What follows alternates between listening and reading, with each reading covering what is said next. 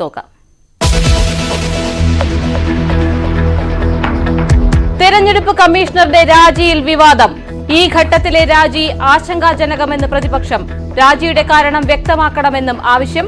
3-അംഗ കമ്മീഷനിൽ നിലവിൽ മുഖ്യ കമ്മീഷണർ മാത്രം.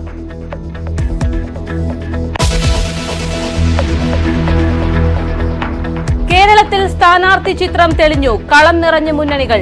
ഇനി അറിയാനുള്ളത് 6 മണ്ഡലങ്ങളിലെ എൻഡിഎ സ്ഥാനാർത്ഥികളെ കൂടി.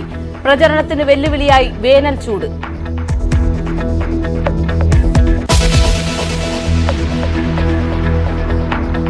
ശശി തരൂരും കെ.സി. വേണുഗോപാലും ഇന്ന് പ്രചാരണം തുടങ്ങും. ഷാഫി പറമ്പിൽ ഇന്ന് വടകരയിൽ. കോൺഗ്രസ് സ്ഥാനാർത്ഥികളിൽ ഇനി വരാനുള്ളത് രാഹുൽ ഗാന്ധി മാത്രം.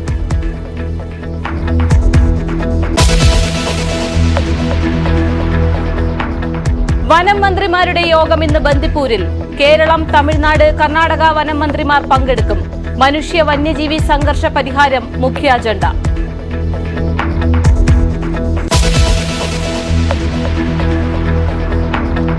കാട്ടിൽ മരിച്ച നിലയിൽ കണ്ടെത്തിയ കുട്ടികളുടെ പോസ്റ്റ്മോർട്ടം ഇന്ന്. 8ഉം 16ഉം വയസ്സുകാരായ കുട്ടികളെ മരിച്ചതായി കണ്ടെത്തിയത് ഇന്നലെ. തേൻ ശേഖരിക്കുന്നതിനിടയിൽ അപകടമെന്ന് നിഗമനം.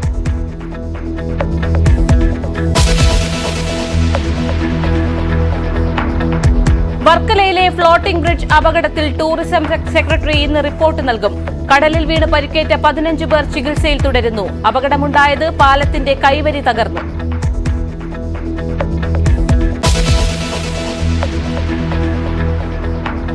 വടകരയിൽ പോലീസ് ജീപ്പ് തീവെച്ച് നശിപ്പിച്ചു. ഡിവൈഎസ്പിയുടെ വാഹനം കത്തിച്ചത് പുലർച്ചെ സ്റ്റേഷന് മുന്നിൽ.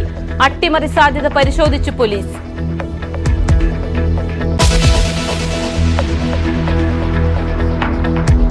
ലോകസുന്ദരി പട്ടം ചെക്ക് റിപ്പബ്ലിക്കിലെ ക്രിസ്റ്റീന പിസ്കോവയ്ക്ക്. ലെബനനിൽ നിന്നുള്ള യാസ്മിന സൈത്തോൺ റണ്ണറപ്പ്. മിസ് വേൾഡിന് ഇന്ത്യ ആതിഥ്യം അരുളിയത് 28 വർഷത്തിനു ശേഷം.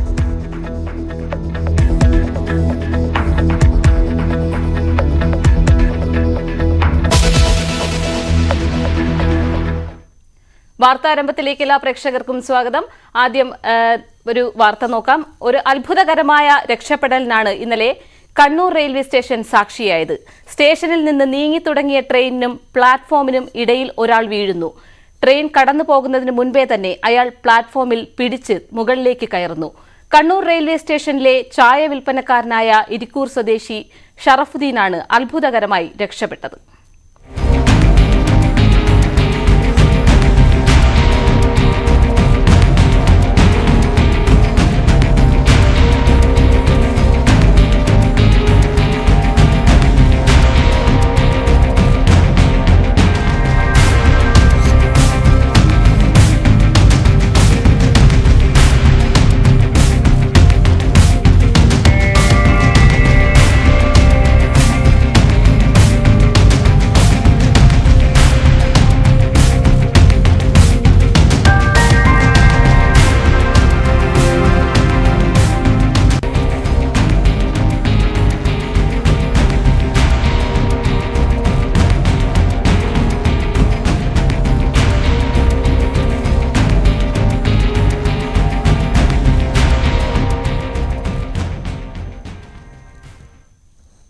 തെരഞ്ഞെടുപ്പ് കമ്മീഷണർ അരുൺ ഗോയലിന്റെ രാജിയിൽ വിവാദം.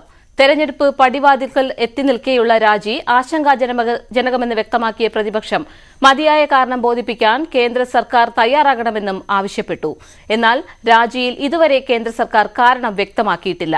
അരുൺ ഗോയലിന്റെ രാജിയോടെ 3-അംഗ കമ്മീഷനിൽ മുഖ്യ തെരഞ്ഞെടുപ്പ് കമ്മീഷണർ മാത്രമാണ് അവശേഷിക്കുന്നത്. രാജിയുടെ പശ്ചാത്തലത്തിൽ കമ്മീഷണർമാരെ നിയമിക്കാൻ കേന്ദ്ര സർക്കാർ ഉടൻ നടപടി സ്വീകരിക്കും. ER രാഗേഷ് വിവരങ്ങൾ നൽകും. രാഗേഷ്, അടുത്തയാഴ്ച തെരഞ്ഞെടുപ്പ് പ്രഖ്യാപിക്കാനിരിക്കെയാണ് ഇപ്പോൾ കഴിഞ്ഞ ദിവസം തെരഞ്ഞെടുപ്പ് കമ്മീഷണർ രാജിവെച്ചത്. എന്താണ് കാരണം? പ്രതിപക്ഷത്തിന്റെ വിമർശനം ഏത് നിലയിലാണ്? പാർവതി, അടുത്ത ആഴ്ച തെരഞ്ഞെടുപ്പ് പ്രഖ്യാപിക്കാൻ തന്നെയാണ് സാധ്യത. കാരണം 2019 കണക്കെടുക്കുകയാണെങ്കിൽ മാർച്ച് 7-ാം തീയതി അന്ന് തെരഞ്ഞെടുപ്പ് പ്രഖ്യാപിച്ചതാണ്. ഇപ്പോൾ സ്വാഭാവികമായും 12-ാം തീയതിക്ക് ശേഷം എന്ന് വേണമെങ്കിലും തെരഞ്ഞെടുപ്പ് പ്രഖ്യാപിക്കാനിരിക്കുകയാണ് ഇപ്പോൾ തെരഞ്ഞെടുപ്പ് കമ്മീഷണർ രാജിവെച്ചിരിക്കുന്നത്. ഏതായാലും വിവിധ സംസ്ഥാനങ്ങൾ സന്ദർശിച്ചും ഒപ്പം തന്നെ കേന്ദ്ര സർക്കാരിലെ വിവിധ മന്ത്രാലയങ്ങളുമായും സുരക്ഷ അടക്കമുള്ള കാര്യങ്ങളും ചർച്ച ചെയ്യുന്ന ഘട്ടത്തിലാണ് തെരഞ്ഞെടുപ്പ് കമ്മീഷണറായ അരുൺ ഗോയലിന്റെ രാജി. ഏതായാലും രാജി കാരണം എന്ത് എന്ന് അരുൺ ഗോയൽ വ്യക്തമാക്കിയിട്ടില്ല. പക്ഷേ ചില റിപ്പോർട്ടുകൾ പറയുന്നത് പല കാരണങ്ങൾ സൂചിപ്പിക്കുന്നുണ്ട്. ഒന്ന്, വ്യക്തിപരമായ കാരണങ്ങളാണ് രാജിക്കത്തിൽ ചൂണ്ടിക്കാണിച്ചിരിക്കുന്നത് പറയുന്നു. അതുമാത്രവുമല്ല, കമ്മീഷനിൽ തന്നെ ഭിന്നതയുണ്ട്. ആ ഭിന്നതയാണ് രാജിയിലേക്ക് നയിച്ചതെന്ന റിപ്പോർട്ടുകൾ കൂടി പുറത്തു വരുന്നുണ്ട്. ഏതായാലും ഇക്കാര്യത്തിൽ അരുൺ ഗോയലിന്റെ ഒരു പ്രതികരണം ഈ ഘട്ടത്തിൽ ഉണ്ടായിട്ടില്ല. ഒപ്പം തന്നെ കേന്ദ്ര സർക്കാരിന്റെ ഭാഗത്തുനിന്നും ഈ പ്രതികരണം ഉണ്ടായിട്ടില്ല. ഏതായാലും ഈ തെരഞ്ഞെടുപ്പ് ഒരുക്കങ്ങൾ നടക്കുന്ന ഘട്ടത്തിലുണ്ടായ രാജി അത് പ്രത്യേകിച്ച് വലിയ ഞെട്ടലാണ് രാഷ്ട്രീയ കേന്ദ്രങ്ങളിലൊക്കെ തന്നെ ഉണ്ടാകിയിരിക്കുന്നത്. ഏതായാലും കഴിഞ്ഞ 24 മണിക്കൂറിനുള്ളിൽ രാജിവെക്കുകയും ഒപ്പം ആ രാജി രാഷ്ട്രപതി അംഗീകരിക്കുകയും ചെയ്തിരിക്കുന്നു. അതോടുകൂടി ഇപ്പോൾ തെരഞ്ഞെടുപ്പ് കമ്മീഷനിൽ ഉള്ളത് മുഖ്യ തെരഞ്ഞെടുപ്പ് കമ്മീഷണർ മാത്രം എന്ന സാഹചര്യത്തിലേക്ക് കാര്യങ്ങൾ പോകുന്നു. അതായത് തെരഞ്ഞെടുപ്പ് പടിവാതിൽക്കൽ എത്തി നിൽക്കെ മുഖ്യ തെരഞ്ഞെടുപ്പ് കമ്മീഷണർ മാത്രമാണ്, രാജീവ് കുമാർ മാത്രമാണ് ഈ കമ്മീഷനിലുള്ളത്. കാരണം തെരഞ്ഞെടുപ്പ് കമ്മീഷണറായിരുന്ന അനൂപ് പാണ്ഡെ കഴിഞ്ഞ മാസം 14-ാം തീയതി വിരമിച്ചു. അതോടുകൂടി 2 അംഗമായി മാറിയിരുന്നു കമ്മീഷൻ. അതിന് പിന്നാലെയാണ് ഇപ്പോൾ അരുൺ ഗോയലിന്റെ രാജി കൂടി വന്നിരിക്കുന്നത്. ഏതായാലും പ്രതിപക്ഷം വലിയ ആശങ്ക ഇതിൽ രേഖപ്പെടുത്തിയിട്ടുണ്ട്. പ്രത്യേകിച്ച് പ്രതിപക്ഷം ചൂണ്ടിക്കാണിക്കുന്നത് ഇതിൽ വ്യക്തമായ മറുപടി പ്രത്യേകിച്ച് രാജ്യത്തെ ജനങ്ങൾക്ക് നൽകാൻ കേന്ദ്ര സർക്കാർ ബാധ്യസ്ഥരാണ് എന്ന കാര്യമാണ് പ്രതിപക്ഷം ചൂണ്ടിക്കാണിക്കുന്നത്. തൃണമൂൽ കോൺഗ്രസ് അടക്കമുള്ള പാർട്ടികൾ കടുത്ത വിമർശനം ഇതിനോടകം തന്നെ കേന്ദ്ര സർക്കാരിനെതിരെ ഉന്നയിക്കുകയും ചെയ്തിട്ടുണ്ട്. തൃണമൂൽ നേതാവ് മഹുവ മൊയ്ത്ര ചൂണ്ടിക്കാണിച്ചിരിക്കുന്നത് കൊൽക്കത്തയിൽ നടന്ന അവലോകന യോഗത്തിൽ 2 ദിവസമായിരുന്നു ആ യോഗം. പക്ഷേ ആ യോഗത്തിൽ അരുൺ ഗോയൽ പങ്കെടുത്തത് 1 ദിവസം മാത്രമാണ്. അപ്പോൾ ഈ കമ്മീഷനിൽ തന്നെ ഭിന്നതയുണ്ട്. മാത്രവുമല്ല, എത്ര ഘട്ടമായി തെരഞ്ഞെടുപ്പ് നടത്തണം തുടങ്ങിയ കാര്യങ്ങളിൽ കേന്ദ്ര സർക്കാരുമായി അഭിപ്രായ വ്യത്യാസമുണ്ട് അരുൺ ഗോയലിനുണ്ടായിരുന്നു തുടങ്ങിയ കാര്യങ്ങളാണ്. അത്തരമൊരു ആരോപണമാണ് തൃണമൂൽ കോൺഗ്രസ് മുന്നോട്ട് വെക്കുകയും ചെയ്യുന്നത്. ഏതായാലും കേന്ദ്ര സർക്കാർ ഈ വിഷയത്തിൽ പ്രതികരണത്തിന് ഇതുവരെ ഉണ്ടായിട്ടില്ല. പക്ഷേ പ്രതിപക്ഷം ആവർത്തിച്ച് ആവശ്യപ്പെടുന്നുണ്ട് കേന്ദ്ര സർക്കാർ ഈ വിഷയത്തിൽ വ്യക്തത വരുത്തണം, അത് അറിയിക്കാനുള്ള ബാധ്യത സർക്കാരിനുണ്ട് എന്ന് പ്രതിപക്ഷം ചൂണ്ടിക്കാണിക്കുകയും ചെയ്യുന്നുണ്ട്. ഏതായാലും നിലവിൽ 2 പേർ ഒഴിഞ്ഞ സാഹചര്യത്തിൽ മറ്റു നടപടികളിലേക്ക്, പ്രത്യേകിച്ച് നിയമനം അടക്കമുള്ള നടപടികളിലേക്ക് കേന്ദ്ര സർക്കാർ ഉടൻ കടക്കും. കാരണം ഇതിനു മുമ്പ് ഇത്തരമൊരു സാഹചര്യം ഉണ്ടായിരുന്നത് 2009-ലായിരുന്നു. അന്ന് പക്ഷേ ഇതുപോലൊരു രാജിയായിരുന്നില്ല. ഈ തെരഞ്ഞെടുപ്പ് പ്രക്രിയ നടന്നുകൊണ്ടിരിക്കുന്ന ഘട്ടത്തിൽ കാലാവധി കഴിഞ്ഞാണ് 2 പേർ അന്ന് ഒഴിവായത്. അത് മാറ്റി നിർത്തി കഴിഞ്ഞാൽ ഇത്തരമൊരു സംഭവം സമീപകാലത്തൊന്നും തന്നെ ഉണ്ടാവുകയും ചെയ്തിട്ടില്ല. അപ്പോൾ സ്വാഭാവികമായും അത്തരം നടപടികളിലേക്ക്, കമ്മീഷനെ നിയമിക്കുന്ന അടക്കമുള്ള നടപടികളിലേക്ക് കേന്ദ്ര സർക്കാർ കടക്കും. പക്ഷേ കേന്ദ്ര സർക്കാരിന് നിലവിൽ അത്തരമൊരു നിയമനം നടത്തുന്ന തടസ്സങ്ങളൊന്നുമില്ല. അതിലുള്ളൊരു വ്യത്യാസം, അതായത് 3 അംഗങ്ങൾ വരുമ്പോൾ മാത്രമാണ് കമ്മീഷൻ പൂർണ്ണമാകൂ എന്നുള്ളതാണ്. പക്ഷേ മുഖ്യ തെരഞ്ഞെടുപ്പ് കമ്മീഷണർക്ക് മാത്രമായും തെരഞ്ഞെടുപ്പ് പ്രഖ്യാപിക്കാനും ആ നടപടിക്രമങ്ങളുമായി മുന്നോട്ട് പോകാനുള്ള അധികാരമുണ്ട്. ഏതായാലും തെരഞ്ഞെടുപ്പ് അടുത്തിരിക്കുന്ന ഘട്ടത്തിൽ ഒരു വിവാദം കൂടി ഇപ്പോൾ തലപൊക്കിയിരിക്കുകയാണ് തെരഞ്ഞെടുപ്പ് കമ്മീഷണറുടെ രാജിയോടെ. പാർവതി. രാകേഷ്, മറ്റൊരു കാര്യം, ഇത് സംബന്ധിച്ച് അരുൺ ഗോയലിന്റെ ഭാഗത്ത് നിന്ന് ഏതെങ്കിലും തരത്തിലുള്ള പ്രതികരണം വരും ദിവസങ്ങളിൽ ഉണ്ടാവാൻ സാധ്യതയുണ്ടോ? നിലവിൽ ഈ ഘട്ടത്തിൽ അത്തരമൊരു പ്രതികരണം അരുൺ ഗോയലിന്റെ ഭാഗത്തുനിന്ന് ഉണ്ടായിട്ടില്ല. മാത്രവുമല്ല, കേന്ദ്ര സർക്കാരും ഈ കാര്യത്തിലൊരു വ്യക്തത വരുത്തിയിട്ടില്ല. അരുൺ ഗോയലിന്റെ രാജി ഏതായാലും രാഷ്ട്രപതി സ്വീകരിച്ചു കഴിഞ്ഞു. അതായത് ഇന്നലെ രാജിവെച്ചു, തൊട്ടു പിന്നാലെ രാഷ്ട്രപതി അത് അംഗീകരിക്കുകയും ചെയ്തിരിക്കുന്നു. ഏതായാലും അരുൺ ഗോയൽ സൂചിപ്പിക്കുന്ന കാര്യങ്ങൾ വ്യക്തിപരമായ കാരണങ്ങളാണ് രാജിക്ക് പിന്നിലെന്നാണ് സൂചിപ്പിച്ചിരിക്കുന്നത്. പക്ഷേ പുറത്തു വരുന്ന റിപ്പോർട്ടുകൾ അത് മാത്രമല്ല, കമ്മീഷനിൽ തന്നെ ഭിന്നതയുണ്ട് എന്ന റിപ്പോർട്ടുകളും വന്നിരിക്കുന്നു. ഏതായാലും സമാനമായ സാഹചര്യം 2019-ലും ഉണ്ടായതാണ്. അന്ന് തെരഞ്ഞെടുപ്പ് കമ്മീഷനിൽ പ്രത്യേകിച്ച് പെരുമാറ്റച്ചട്ടം ലംഘിച്ചതിന് പ്രധാനമന്ത്രി അടക്കമുള്ളവർക്കെതിരെ നടപടി വേണമെന്ന് ലവാസ ആവശ്യപ്പെടുന്ന ഒരു സാഹചര്യം ഉണ്ടായി. അത്തരമൊരു ഭിന്നത 2019 തെരഞ്ഞെടുപ്പ് ഘട്ടത്തിലും തെരഞ്ഞെടുപ്പ് കമ്മീഷനിൽ ഉണ്ടായിരുന്നതാണ്. അപ്പോൾ അതിന് സമാനമാണോ കാര്യങ്ങൾ എന്ന് വ്യക്തമല്ല. എങ്കിൽ പോലും പുറത്തു വരുന്ന റിപ്പോർട്ടുകൾ അത് തന്നെയാണ് സൂചിപ്പിക്കുന്നത്. അതായത് ചില അഭിപ്രായ വ്യത്യാസങ്ങൾ കമ്മീഷനിൽ ഉണ്ടായിരുന്നു എന്നാണ് സൂചിപ്പിക്കുന്നത്. അതിൽ വ്യക്തത വരുത്തേണ്ടത് ഏതായാലും അരുൺ ഗോയൽ തന്നെയാണ്. പാർവതി. ശരി, തെരഞ്ഞെടുപ്പ് കമ്മീഷണർ അരുൺ ഗോയലിന്റെ രാജിയിൽ രാഷ്ട്രീയ വിവാദം പുകയുകയാണ്. ER രാകേഷാണ് വിവരങ്ങൾ നൽകിയത്. കേരളത്തിൽ തെരഞ്ഞെടുപ്പ് കളം തെളിഞ്ഞു കഴിഞ്ഞു. 3 മുന്നണികളുമായും ബന്ധപ്പെട്ട വാർത്തകൾ നിരവധിയാണ്. അതിലേക്ക് കടന്നാൽ മടങ്ങി വരാൻ ഏറെ സമയവും എടുക്കും.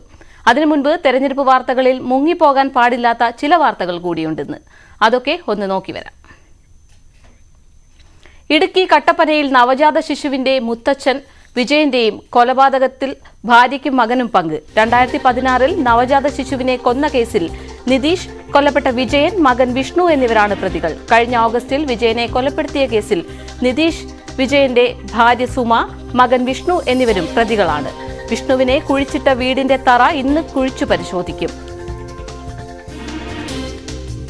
വിവരങ്ങൾ ഇടുക്കിയിൽ നിന്നും പ്രിൻസ് ജെയിംസ് നൽകും. പ്രിൻസ്, എപ്പോഴാണ് ഇത് സംബന്ധിച്ച പരിശോധന? വിവരങ്ങൾ. ഏതാനും നിമിഷങ്ങൾക്കിടയിൽ ഈ വിജയനെ കുറിച്ചിട്ട സംഭവ സ്ഥലത്ത് നിന്ന് മൃതദേഹം പുറത്തെടുക്കുന്നതിനുള്ള നടപടികൾ പോലീസ് ആരംഭിക്കും. എന്തായാലും മോഷണ കേസുമായി ബന്ധപ്പെട്ട അറസ്റ്റ് വലിയ ക്രൂരമായ രണ്ട് ക്രൂരകൃത്യത്തിന്റെ സൂചനകളിലേക്കാണ് സ്വീകരിച്ചത്. രണ്ടുപേരെയാണ് കൊലപ്പെടുത്തിയത്. ഇവർ നവജാത ശിശുവിനെയും, അതായത് 4 ദിവസം മാത്രം പ്രായമുള്ള ഒരു ശിശുവിനെയും പിതാവായ വിജയനെയും കൊലപ്പെടുന്ന ഒരു സാഹചര്യം. 2016 സഹോദരിക്കുണ്ടായ കുഞ്ഞിനെ കൊലപ്പെടുത്തിയത്. ഏകദേശം 4 ദിവസം മാത്രം പ്രായമുള്ള കുഞ്ഞിനെ ഇവർ കഴുത്തിനരിച്ച് കൊലപ്പെടുത്തുകയായിരുന്നു. ഈ കേസിൽ കൊല്ലപ്പെട്ട വിജയനും പങ്കുണ്ട്. വിജയനാണ് ഈ കുട്ടിയെ കയ്യിൽ എടുത്തു പിടിച്ചത്. തുടർന്ന് നിതീഷ് ഈ കുട്ടിയുടെ മുഖവും വായും കുത്തിപ്പിടിച്ചുകൊണ്ട് കൊലപ്പെടുത്തുകയായിരുന്നു. ഇതിനിടയ്ക്ക് ഏകദേശം 9 മാസങ്ങൾക്ക് മുൻപാണ് വിജയനെ കൊലപ്പെടുത്തിയത്. ഈ കേസിൽ വിഷ്ണു വിജയനും ഒപ്പം ഇവരുടെ മാതാവിനും പങ്കുണ്ട്. ചുറ്റിക്കൊണ്ട് തലക്കിരിച്ചാണ് കൊലപ്പെടുത്തിയത്. ഇതിനുശേഷം മൃതദേഹം ഈ വീട്ടിൽ കുഴിച്ചുമൂടുകയായിരുന്നു. സാമ്പത്തികമായി ബന്ധപ്പെട്ട തർക്കങ്ങളാണ് വിജയന്റെ കൊലപാതകത്തിലേക്ക് നയിച്ചതാണ് സൂചനകൾ. എന്തായാലും ഈ മൃതദേഹം പുറത്തിറക്കുന്നതിനുള്ള നടപടികൾ ആരംഭിച്ചിരിക്കുന്നു. ഉടൻ തന്നെ ഇതിനായിട്ടുള്ള മൃതദേഹം ഈ വീടിനുള്ളിൽ കുഴിച്ചിട്ട് ഭാഗത്ത് നിന്ന് ഈ പുറത്തെടുക്കാനുള്ള നടപടികളിലേക്ക് പോലീസ് കടക്കും. ഉള്ള നടപടികൾ ആരംഭിച്ചിരിക്കുന്നു. വലിയ കുഴൽക്കം സൃഷ്ടിക്കുന്ന ഒരു സംഭവത്തിലേക്കാണ് ഇപ്പോൾ നീങ്ങുന്നത്.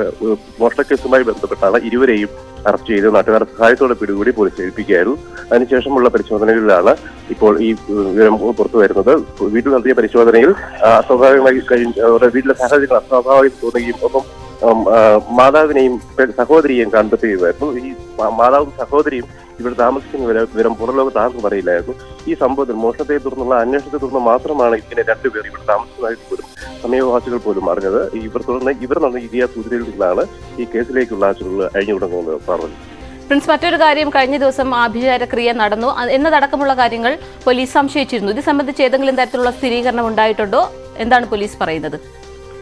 പാർവതി, നിതീഷിന് ഇത്തരം കാര്യങ്ങൾ മുൻപ് പരിചയമുണ്ടായിരുന്നു. ഇത്തരത്തിലുള്ള പൂജകൾ അടക്കമുള്ള കാര്യങ്ങൾ നിതീഷ് ചെയ്തിരുന്നു എന്നാണ് നമുക്ക് അറിയാൻ കഴിയുന്ന വിവരം. പക്ഷെ കൊലപാതകങ്ങൾ ഈ തരത്തിലാണോ എന്നത് തമ്മിൽ സംശയമുണ്ട്. കാരണം നിതീഷ് കുഞ്ഞിനെ കൊലപ്പെടുത്തിയത് അവിഹിത ബന്ധത്തിലുണ്ടായ കുട്ടി മാനക്കേടുണ്ടാക്കും എന്നത് സംബന്ധിച്ചുള്ള മാനക്കേടിൽ നിന്നാണ് ഈ കുട്ടീനെ കൊലപ്പെടുത്താൻ നിതീഷും ഒപ്പം ഈ കൊല്ലപ്പെട്ട വിജയനും ചേർന്ന് തീരുമാനിക്കുന്നത്. ഒപ്പം വിഷ്ണുവിനും ഇതിൽ പങ്കുണ്ട്. ഇവർ കഴുത്തു ചിരിച്ചുമാണ് കൊലപ്പെടുത്തിയത്. ഈ കഴിഞ്ഞിടെ മരണപ്പെട്ട വിജയന്റെ കയ്യിലാണ് ഈ കുഞ്ഞിരുന്ന. ആ സമയത്താണ് നിതീഷ് ഈ കൊലപ്പെടുത്തുകയും ചെയ്തത്. ഒപ്പം വിജയന്റെ കൊലപാതകം സാമ്പത്തികമായി ബന്ധപ്പെട്ട കേസുകളാണെന്ന് സൂചനകൾ. അതായത് ഇവരുടെ മുമ്പുണ്ടായിരുന്ന കട്ടപ്പനയിലെ വീട് വിറ്റിരുന്നു. അതുമായി ബന്ധപ്പെട്ട പണം തട്ടിയെടുക്കുന്നതിന് അടക്കമുള്ള കാര്യങ്ങളിലാണ് വിജയന്റെ കൊലപാതകത്തിലേക്ക് നയിച്ചത്. ചുറ്റികൊണ്ട് തലക്കടിച്ച് കൊലപ്പെടുത്തുകയായിരുന്നു. ഇതിന് കൃത്യമായും ഈ വിജയന്റെ ഭാര്യ അടക്കമുള്ളവർക്ക് പങ്കുണ്ടെന്നാണ് സൂചന. എന്തായാലും നിതീഷ് പൂജ അടക്കമുള്ള കർമ്മങ്ങൾ നടത്തുകയും വിചാരമൊക്കെ നടത്തുകയും ചെയ്യുന്നതായി സൂചനകളൊക്കെ ഉണ്ട്. പക്ഷെ കൊലപാതകങ്ങൾ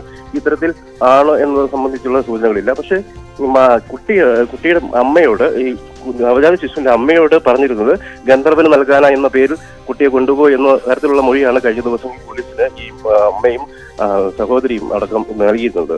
പാർവതി, ശരി. ഇടുക്കി കട്ടപ്പനയിലെ ഇരട്ട കൊലപാതകത്തിൽ കൂടുതൽ പരിശോധനയ്ക്ക് പോലീസ് ഇന്ന് വീടിന്റെ തറ കുഴിച്ച് പരിശോധിക്കും. വിവരങ്ങൾ നൽകിയത് പ്രിൻസ് ജെയിംസ്. വർക്കലയിലെ ഫ്ലോട്ടിംഗ് ബ്രിഡ്ജ് അപകടത്തിൽ ടൂറിസം സെക്രട്ടറി ഇന്ന് റിപ്പോർട്ട് നൽകിയേക്കും. കടലിൽ വീണ് പരിക്കേറ്റ 15 പേർ ചികിത്സയിലാണ്. ഇന്നലെയാണ് ശക്തമായ തിരയിൽ പാലത്തിന്റെ കൈവരി തകർന്നത്. വിവരങ്ങൾ ഡാൻ കുര്യൻ തിരുവനന്തപുരത്ത് നിന്ന് നൽകും. ഡാൻ, അപകട കാരണം എന്തെന്ന് സംബന്ധിച്ച് സൂചന എന്തെങ്കിലും ലഭിച്ചിട്ടുണ്ടോ?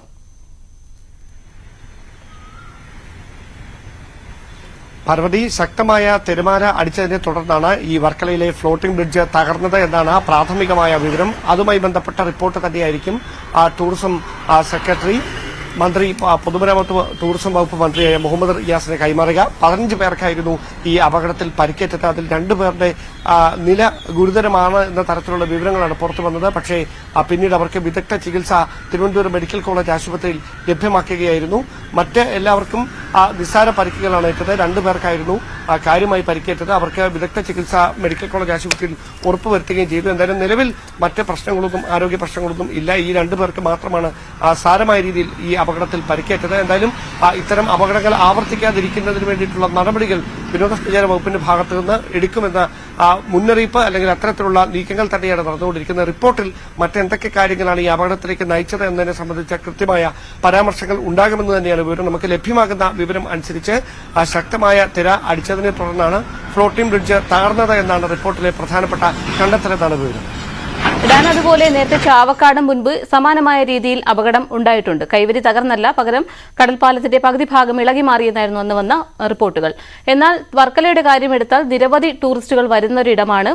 ഒപ്പം ഇത്തരം സംവിധാനങ്ങൾ, കടലിലേക്കുള്ള സംവിധാനങ്ങൾ ഏർപ്പെടുത്തുമ്പോൾ അതിലെത്തുന്ന വിനോദസഞ്ചാരികളുടെ സുരക്ഷ ഉറപ്പാക്കാൻ എന്ത് നടപടിയാണ് വേണ്ടത്?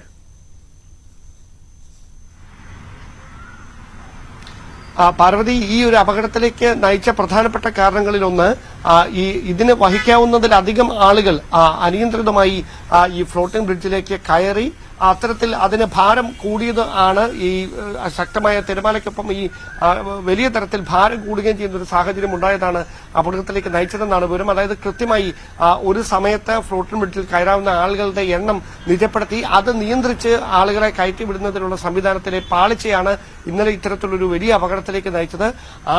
ആളപായമൊന്നും ഉണ്ടായില്ല എന്ന ഏക കാര്യത്തിൽ മാത്രമാണ് ആശ്വാസമുള്ളത് വിനോദസഞ്ചാര വകുപ്പിനടക്കം. കാരണം മറ്റൊരു തരത്തിൽ എന്തെങ്കിലും സംഭവിച്ചിരുന്നെങ്കിൽ അത് വലിയ തരത്തിലുള്ള വാർത്തയായി മാറുമായിരുന്നു. നമുക്കറിയാം, വർക്കലയിലേക്ക് വിദേശത്തു നിന്നുള്ള വിനോദസഞ്ചാരികളടക്കം എപ്പോഴും എത്തുന്ന ഒരു സ്ഥലമാണ്. അങ്ങനെ ഒരു സ്ഥലത്ത് ഇത്തരത്തിലൊരു അപകടമുണ്ടായാൽ അത് ടൂറിസം ഭൂപടത്തിൽ തന്നെ അത് വർക്കലയുടെ പേര് കളങ്കപ്പെടുത്തുന്ന തരത്തിലേക്ക് മാറുകയും ചെയ്തു. എന്തായാലും ഇനിയും അത്തരത്തിലുള്ള അപകടങ്ങൾ ആവർത്തിക്കാതിരിക്കുന്നതിനുള്ള നടപടികളുടെ ഭാഗമായി, ഈ സുരക്ഷാ ക്രമീകരണങ്ങളുടെ ഭാഗമായി ഫ്ലോട്ടിംഗ് ബ്രിഡ്ജിലേക്ക് കയറുന്ന ആളുകളുടെ എണ്ണം നിജപ്പെടുത്തി കൃത്യമായി സെക്യൂരിറ്റി ജീവനക്കാരെ നിയോഗിച്ചുകൊണ്ട് അവിടെ പരിശോധനകൾക്ക് ശേഷം മാത്രം ഈ ബ്രിഡ്ജിലേക്ക് ആളുകളെ കയറ്റിവിടുന്ന സംവിധാനം ഒരുക്കിയില്ലെങ്കിൽ ഇനിയും ഇത്തരത്തിലുള്ള അപകടങ്ങൾ ആവർത്തിക്കാനുള്ള സാധ്യത തന്നെയാണ് നിലനിൽക്കുന്നത്. അതുകൊണ്ട് തന്നെയാണ് അതടക്കമുള്ള കാര്യങ്ങൾ പരാമർശിച്ചുകൊണ്ട് ഈ റിപ്പോർട്ട് ടൂറിസം വകുപ്പ് മന്ത്രിക്ക് ടൂറിസം സെക്രട്ടറി കൈമാറുന്നു.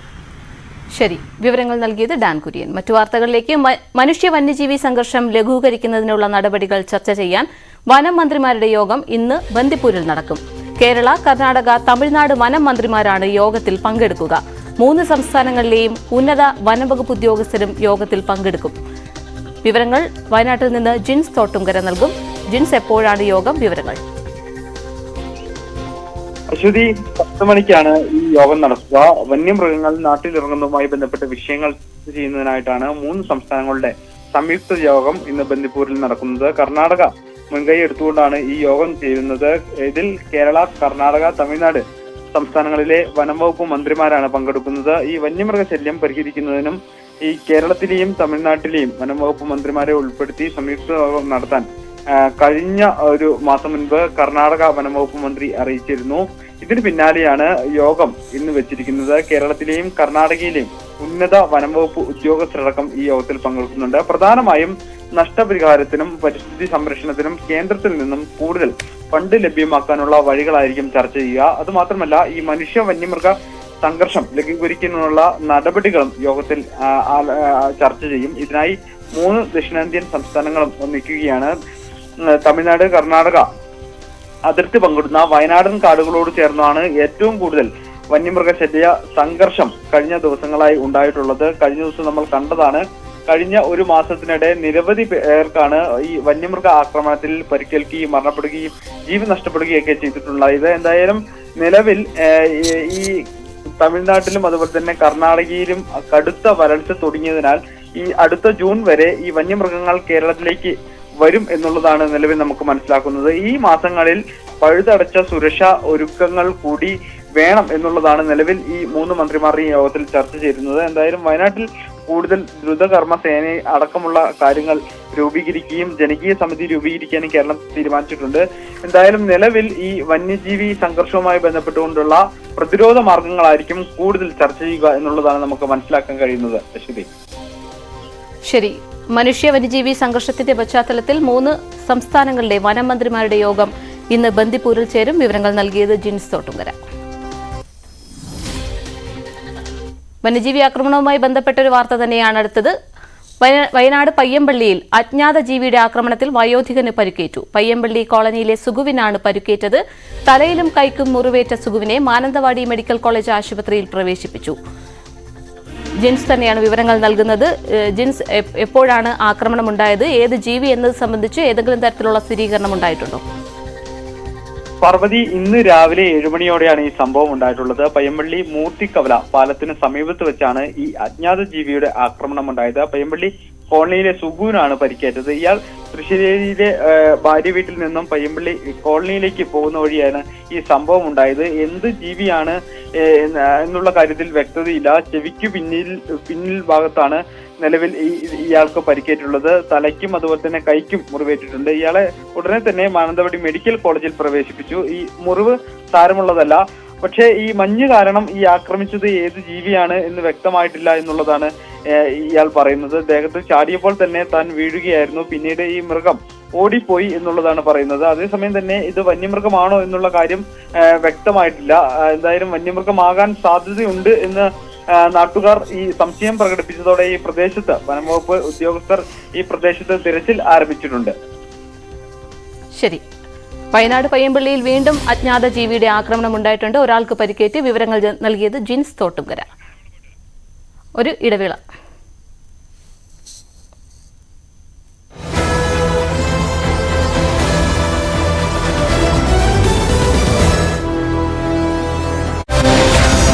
എന്ന ആനയാണ് ഇടഞ്ഞത്. അമ്പലത്തിലേക്ക് എഴുന്നള്ളിപ്പ് കൊണ്ടുവരുന്നതിനിടെ ഇടഞ്ഞ കൊമ്പൻ സമീപത്തെ പറമ്പിലേക്ക് ഓടിക്കയറുകയായിരുന്നു. തുടർന്ന് ഏറെ നേരം പറമ്പിൽ നിലയുറപ്പിച്ച ആനയെ എലിഫന്റ് സ്ക്വാഡ് എത്തി ഏറെ നേരം പരിശ്രമിച്ചാണ് തളച്ചത്. 2 ദിവസത്തെ സന്ദർശനത്തിനായി പ്രധാനമന്ത്രി നരേന്ദ്രമോദി അസമിലെത്തി. കാസിരംഗ ദേശീയ ഉദ്യാനത്തിൽ സഫാരി നടത്തിയ ശേഷം ജോർഹട്ടിലേക്ക് പോകുന്ന പ്രധാനമന്ത്രി അസം ജനറലായിരുന്ന ലാച്ചിത് ബോർഫുഖാന്റെ 125 അടി ഉയരമുള്ള പ്രതിമ അനാച്ഛാദനം ചെയ്യും. തുടർന്ന് 12,000 കോടി രൂപയുടെ പദ്ധതികൾ ഉദ്ഘാടനം ചെയ്യും. തുടർന്ന് അരുണാചൽ പ്രദേശിലേക്ക് പോകും.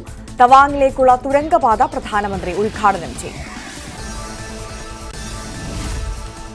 ഇന്ത്യയെ മാറ്റാൻ കഴിവുള്ള 20 വ്യക്തിത്വങ്ങൾക്ക് നൽകുന്ന change maker of India award doctor Jobin S കൊട്ടാരത്തിന് സമ്മാനിച്ചു. 5 സംസ്ഥാനങ്ങളിലായി 100ഓളം ഭിന്നശേഷി വിദ്യാർത്ഥികൾക്ക് പ്രൊജക്ട് ചിത്രശലഭം എന്ന പദ്ധതിയിലൂടെ സൗജന്യ സിവിൽ സർവീസ് പരിശീലനം നൽകിയതാണ് ഡോക്ടർ ജോബിൻ എസ് കൊട്ടാരത്തിനെ പുരസ്കാരത്തിന് അർഹനാക്കിയത്. ബോളിവുഡ് നടൻ സുനിൽ ഷെട്ടിയും സൂപ്പർ 30 ഫെയിം ആനന്ദ് കുമാറും ചേർന്നാണ് പുരസ്കാരം സമ്മാനിച്ചത്. സാമൂഹിക ശാക്തീകരണത്തിന് വേണ്ടി പ്രവർത്തിക്കുന്ന AU സ്മോൾ ഫിനാൻസ് ബാങ്ക് ഫൗണ്ടേഷനും നെറ്റ്വർക്ക് 18 സംയുക്തമായാണ് പരിപാടി സംഘടിപ്പിച്ചത്.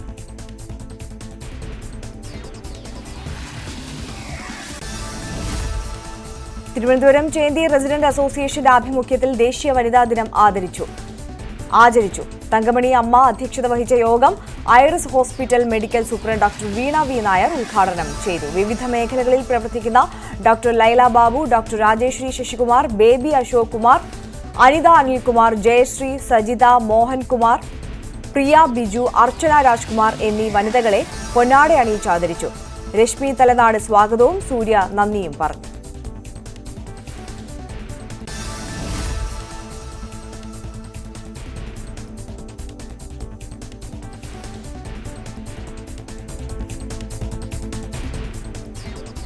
തിരുവനന്തപുരം ചേന്തി റെസിഡന്റ് അസോസിയേഷന്റെ ആഭിമുഖ്യത്തിൽ ദേശീയ വനിതാ ദിനം ആചരിച്ചു. തങ്കമണി അമ്മ അധ്യക്ഷത വഹിച്ച യോഗം Iris hospital medical superintendent doctor Veena V Nair ഉദ്ഘാടനം ചെയ്തു. വിവിധ മേഖലകളിൽ പ്രവർത്തിക്കുന്ന ഡോക്ടർ ലൈല ബാബു, ഡോക്ടർ രാജേശ്വരി ശശികുമാർ, ബേബി അശോക് കുമാർ, അനിത അനിൽകുമാർ, ജയശ്രീ, സജിത മോഹൻകുമാർ, പ്രിയ ബിജു, അർച്ചന രാജ്കുമാർ എന്നീ വനിതകളെ പൊന്നാട അണിയിച്ച് ആദരിച്ചു. രശ്മി തലനാട് സ്വാഗതവും സൂര്യ നന്ദിയും പറഞ്ഞു.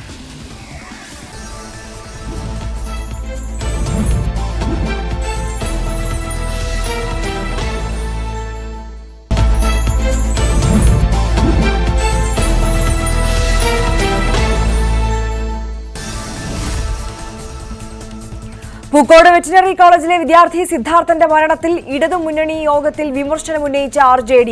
സിദ്ധാർത്ഥന്റെ മരണം മനസ്സാക്ഷിക്ക് ആഘാതമേൽപ്പിച്ചു. ഇത്തരം സംഭവങ്ങൾ ആവർത്തിക്കരുതെന്നും വിദ്യാർത്ഥി സംഘടനകൾക്ക് കർശന നിർദ്ദേശം നൽകണമെന്നും RJD. വിമർശനത്തിന് മുഖ്യമന്ത്രി മറുപടി നൽകിയില്ല. സിദ്ധാർത്ഥന്റെ മരണത്തിൽ 5 പ്രതികളെ കസ്റ്റഡിയിൽ വാങ്ങാൻ പോലീസ്. സിൻജോ, കാശിനാഥൻ, അമീൻ അക്ബർ, അലി, അരുൺ, അമൽ എന്നിവരെയാണ് കസ്റ്റഡിയിൽ വാങ്ങുക. ഇവരാണ് സിദ്ധാർത്ഥനെ ക്രൂരമായി മർദ്ദിച്ചതെന്ന് പോലീസ് പറയുന്നു. സിദ്ധാർത്ഥനെ മർദ്ദിക്കുന്നത് നേരിൽ കണ്ടുവെന്ന് ഇടുക്കി സ്വദേശിയായ അക്ഷയ് മൊഴി നൽകി. സിദ്ധാർത്ഥന്റെ മരണത്തിൽ കുറ്റക്കാർക്കെതിരെ നടപടി ആവശ്യപ്പെട്ടുള്ള നിരാഹാരം തുടരുന്നു. യൂത്ത് കോൺഗ്രസ്, KSU, മഹിളാ കോൺഗ്രസ് നേതാക്കളുടെ നിരാഹാരം 6-ാം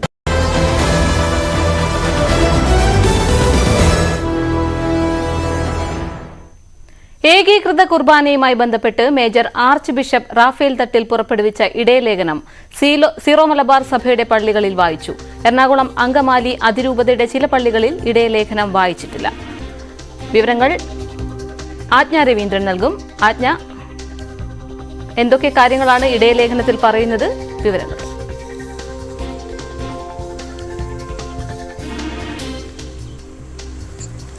പാർവതി, നമുക്കറിയാം കുറേ നാളായി സീറോ മലബാർ സഭയിൽ, പ്രത്യേകിച്ച് എറണാകുളം അങ്കമാലി അതിരൂപതയിൽ ഏകീകൃത കുർബാനയുമായി ബന്ധപ്പെട്ടുള്ള തർക്കം നിലനിൽക്കുകയാണ്. അതുകൊണ്ട് തന്നെ ഈ ചില പള്ളികളിൽ ഇടയലേഖനം വായിച്ചത് വാർത്താ പ്രാധാന്യമുള്ളതുമാണ്. Major archbishop Raphael Thattil ആദ്യമായി ഇറക്കുന്ന ഇടയലേഖനമാണിത്. അദ്ദേഹം ചാർജ് എടുത്ത ശേഷം ആദ്യമായി ഇറക്കുന്ന ഇടയലേഖനമാണിത്.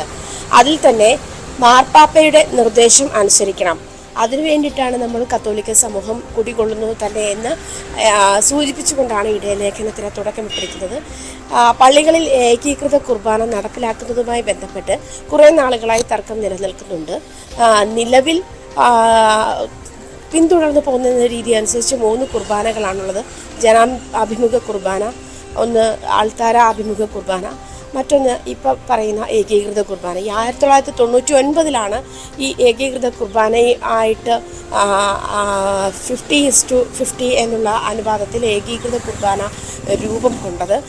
അതേ തുടർന്ന് സീറോ മലബാർ സഭയുടെ പള്ളികളിൽ ഏകീകൃത കുർബാന വായിക്കണമെന്ന ആശയം വരികയും നിർദ്ദേശം വരികയും അത് മുന്നോട്ട് വെച്ചപ്പോൾ ജനാഭിമുഖ കുർബാന നടക്കുന്ന പള്ളികളിൽ നിന്ന് തർക്കമുണ്ടാവുകയും ഈ തർക്കം വലിയ പ്രശ്നമായി മാറുകയും ചെയ്തിരിക്കുന്ന ഒരു സാഹചര്യമുണ്ട്. പലതവണയും മാർപ്പാപ്പ ഈ പ്രശ്നത്തിൽ ഇടപെട്ടിട്ടുമുണ്ട്. എന്നിരുന്നാലും പല പള്ളികളിലും ഇപ്പോഴും തർക്കം നിലനിൽക്കുന്നുമുണ്ട്. നിലവിൽ ഇപ്പോൾ സീറോ മലബാർ സഭയുടെ പള്ളികളിൽ ഇടയലേഖനം വായിച്ചിട്ടുണ്ട്. എന്നാൽ എറണാകുളം അങ്കമാലി അതിരൂപതയുടെ ചില പള്ളികളിൽ മാത്രമാണ് ഇപ്പോൾ ഈ ഇടയലേഖനം വായിച്ചിട്ടുള്ളത്. പാർവതി, ശരി. വിവരങ്ങൾ നൽകിയത് ആജ്ഞ രവീന്ദ്രൻ. സമരം ശക്തമാക്കി കർഷകർ. ഇന്ന് കിസാൻ മസ്ദൂർ മോർച്ചയുടെയും സംയുക്ത കിസാൻ മോർച്ചയുടെയും നേതൃത്വത്തിൽ ട്രെയിൻ തടയും. പഞ്ചാബിലെയും ഹരിയാനയിലെയും 60 സ്ഥലങ്ങളിൽ ഉച്ചയ്ക്ക് 12 മുതൽ വൈകിട്ട് 4 വരെ 4 മണിക്കൂർ നേരമാണ് റെയിൽ റോക്കോ പ്രതിഷേധം സംഘടിപ്പിക്കുക. റെയിൽ റോക്കോ പ്രതിഷേധം നടത്തുന്നത് മുന്നിൽ കണ്ട് അംബാലയിൽ നിരോധനാജ്ഞ ഏർപ്പെടുത്തി.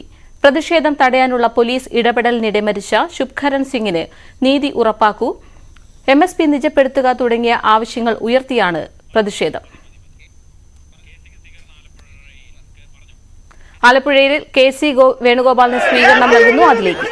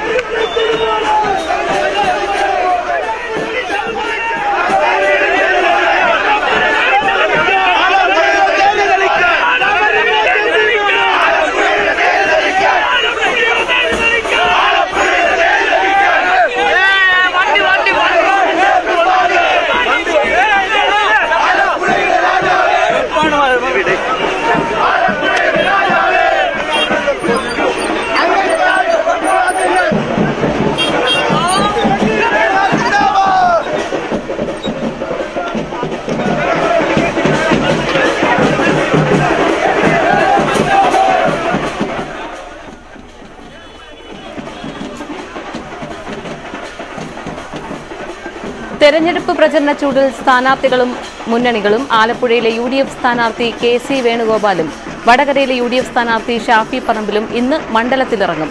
ശശി തരൂരിന്റെ പ്രചരണത്തിനും ഇന്ന് ഔദ്യോഗിക തുടക്കമാകും.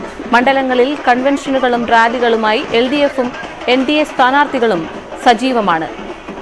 LDF-ഉം UDF-ഉം മുഴുവൻ സീറ്റിലും സ്ഥാനാർത്ഥികളെ പ്രഖ്യാപിച്ചപ്പോൾ 6 മണ്ഡലങ്ങളിൽ NDA സ്ഥാനാർത്ഥികളെ ഇനി പ്രഖ്യാപിക്കാനുണ്ട്.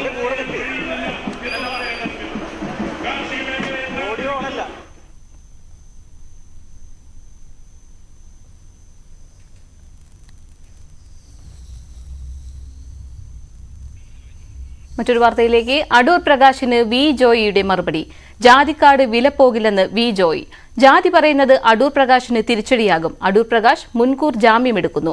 ആദ്യം 1.5 ലക്ഷം കള്ളവോട്ടെന്ന് പറഞ്ഞത് ഇപ്പോൾ പൊളിഞ്ഞെന്നും വി ജോയ് ന്യൂസ് 18നോട് പറഞ്ഞു. ആറ്റിങ്ങലിലെ ഇടതുമുന്നണി സ്ഥാനാർത്ഥി വി ജോയാണ് നമുക്കിപ്പം ചേരുന്നത്. തെരഞ്ഞെടുപ്പ് മണ്ഡലം കൺവെൻഷൻ കഴിഞ്ഞു. എങ്ങനെയുണ്ട് ഈ ഘട്ടത്തിൽ ഒരു വിജയ പ്രതീക്ഷ? എത്രത്തോളം മുന്നേറ്റം ഉണ്ടാക്കാൻ കഴിഞ്ഞിട്ടുണ്ട് പ്രതീക്ഷിക്കുന്നു?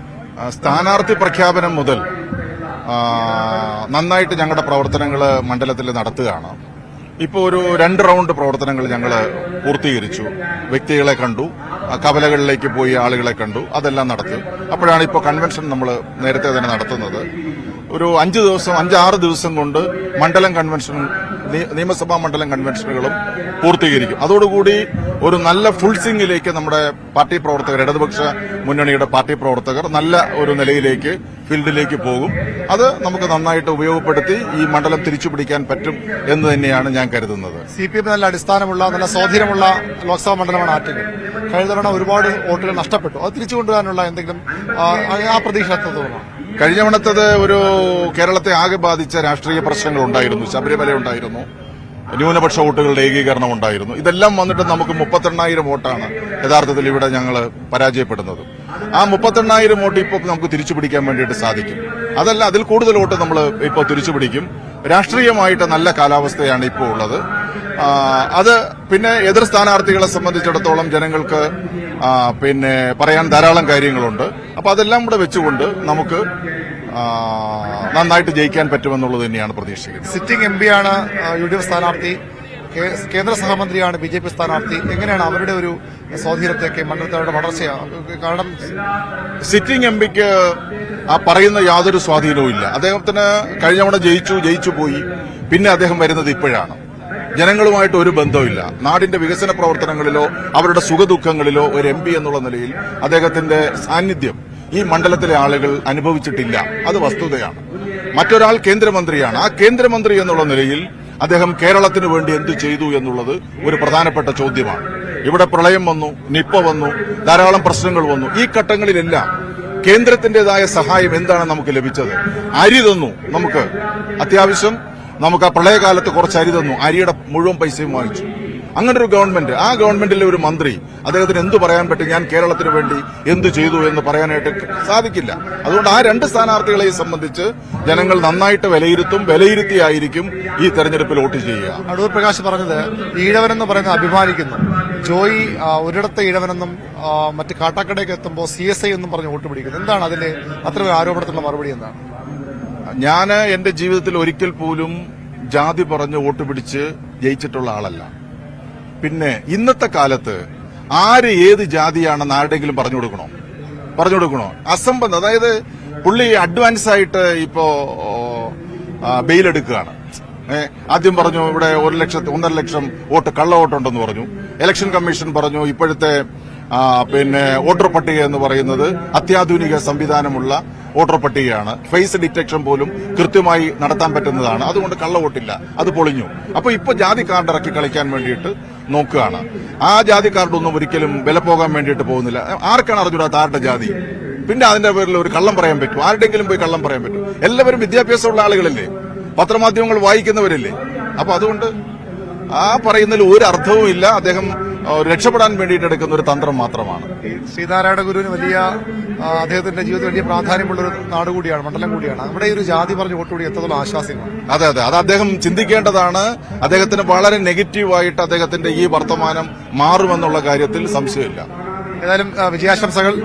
വി ജോയ് പ്രചരണം തുടരുകയാണ്. മുഖ്യമന്ത്രിയാണ് പാർലമെന്റ് മണ്ഡലം കൺവെൻഷൻ ഉദ്ഘാടനം ചെയ്തത്. ഏതായാലും അതിശക്തമായ പോരാട്ടത്തിനാണ് ആറ്റിങ്ങൽ ലോക്സഭാ മണ്ഡലത്തിൽ ഇപ്പോൾ നടക്കുന്നതെന്ന് ഉറപ്പാണ്. കാരണം സിറ്റിംഗ് MP അടൂർ പ്രകാശാണ് UDFന്റെ സ്ഥാനാർത്ഥി.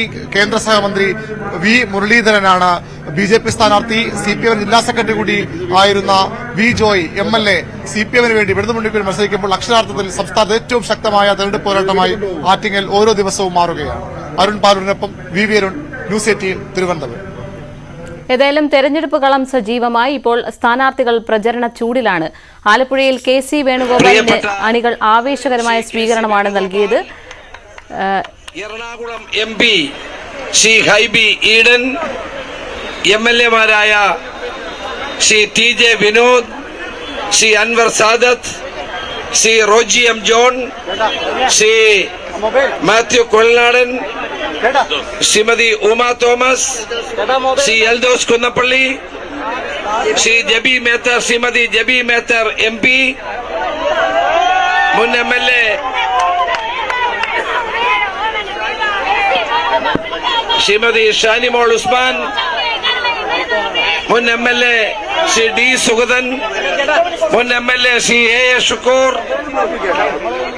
മുൻ MLA ശ്രീ M മുരളി, ഈ വേദിയിൽ സന്നിഹിതനായിട്ടുള്ള വിവരങ്ങളുമായി ആലപ്പുഴയിൽ നിന്നും ശരണ്യ സ്നേഹജൻ ചേരും. ശരണ്യ, KC വേണുഗോപാലിന്റെ തെരഞ്ഞെടുപ്പ് പ്രചരണത്തിന് തുടക്കമായിരിക്കുന്നു. എപ്പോഴാണ് റോഡ് ഷോ? വിവരങ്ങൾ.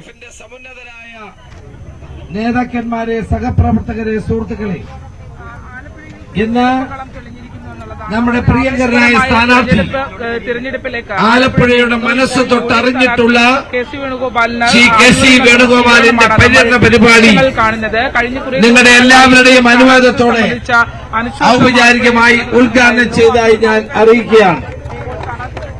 ഇന്ന് കഴിഞ്ഞ പാർലമെന്റ് തെരഞ്ഞെടുപ്പിൽ 20-ൽ 19 സീറ്റ് നമുക്ക് നേടാൻ കഴിഞ്ഞു. അന്ന് തുണ്ടിനും കപ്പിനും ഇടയിലാണ് ആലപ്പുഴ നമുക്ക് നഷ്ടപ്പെട്ടത്. ആ നിയോജക മണ്ഡലം തിരിച്ചു പിടിക്കുക എന്നുള്ളത് നമ്മുടെ കടമയും കർത്തവ്യവുമാണ്. അതുകൊണ്ടാണ് 2 തവണ ഇവിടെ MP ആയിരുന്ന, കേന്ദ്രമന്ത്രിയായിരുന്ന, സംസ്ഥാന മന്ത്രിയായിരുന്ന ശ്രീ KC വേണുഗോപാലിനെ നിർബന്ധിച്ച് നമ്മൾ ഈ തെരഞ്ഞെടുപ്പ് രംഗത്തേക്ക് ഇറക്കിയിരിക്കുന്നത്. ഈ സ്ഥാനാർത്ഥിത്വം കേരളത്തിലെ കോൺഗ്രസ് നേതൃത്വം ഒറ്റക്കെട്ടായി എടുത്ത ഒരു തീരുമാനമാണ്. നമ്മുടെ ഈ തീരുമാനത്തോട് ശ്രീ രാഹുൽ ഗാന്ധിയും ശ്രീ മല്ലിക